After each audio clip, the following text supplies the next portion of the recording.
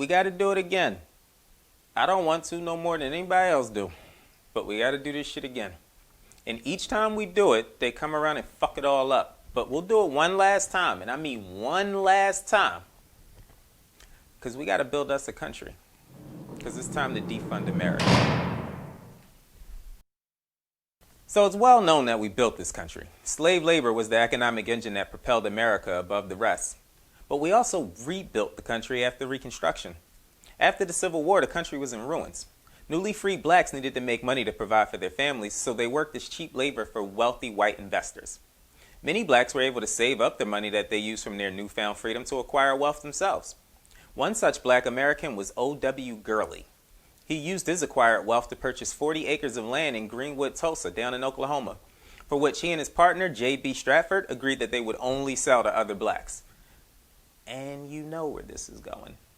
What was a neighborhood of intellect, family values, some of the most successful African Americans in the country became a war zone. Began to burn, loot, kill innocent people, bystanders. African Americans caught in the violent racist attack were killed, their livelihoods wiped from the map. Their community was destroyed, their homes were destroyed, their businesses were destroyed, their churches were destroyed, their schools were destroyed. Since then, Tulsa has been left with a scar that is yet to heal. So we built it, then we rebuilt it, and then we built our own. And we also built these, and niggas still don't know how we did that. But Tulsa wasn't the only prosperous black community. There was Slocum, Texas, Seneca Village in New York, Wheatsville, New York, which became Bed-Stuy, North Brentwood in Maryland, Glenarden in Maryland, Mount Bayou in Mississippi, Blackton, New Mexico, not to mention Rosewood, Florida, which also ended in tragedy. Rosewood. There's a road sign proclaiming its name, but no memorial commemorating its dead. You search in vain for any sign of a slaughter, for any hint of the mass murder that took place here a long time ago. Well, what did it look like? It's a big blaze. You seen things on fire. A big blaze, just burning down. Just burning up the whole thing. Just burning up my grandmama's house, churches, and everything. They burned up everything we had. All our clothes and everything. Yeah. They burned it up. One of the things that always bothers me about this discussion about race in America is the argument that it happened so long ago, and the country's in such a better place now. Khalil Gilbrand Muhammad, great-grandson of Elijah Muhammad and professor of history at Indiana University, is also the director of the Schomburg Center for Research in Black Culture in Harlem. And he's identified over 100 instances of mass racial violence in the United States since 1935. One of which happened in my hometown of Philly, because in the 80s, the cops did this.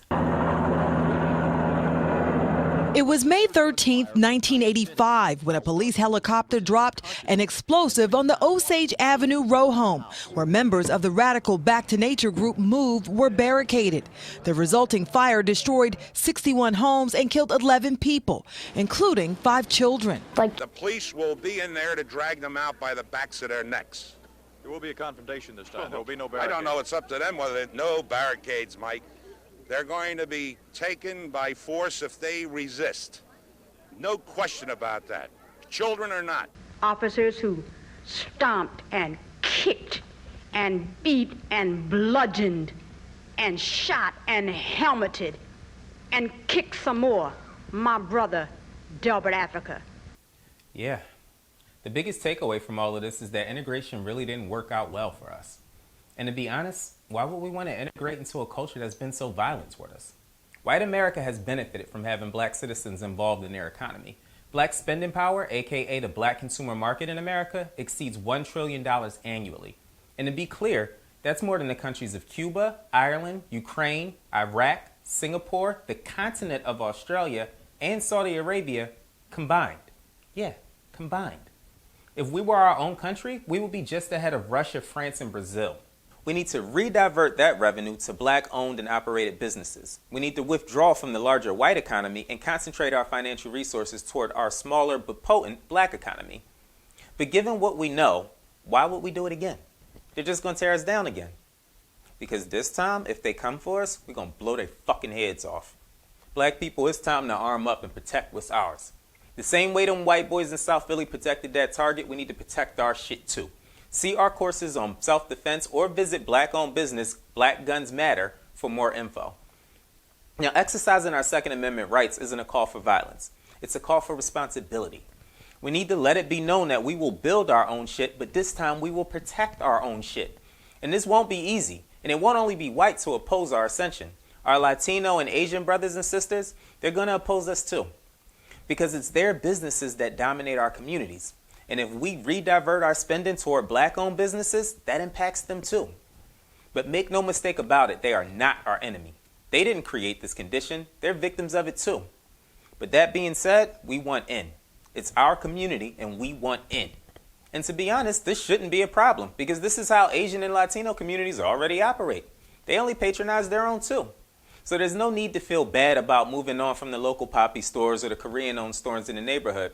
We just need to be ready for the aftermath. Because whether it's whites, Latinos, Asians, or whoever, there's vested interest in this country keeping the system the way it is.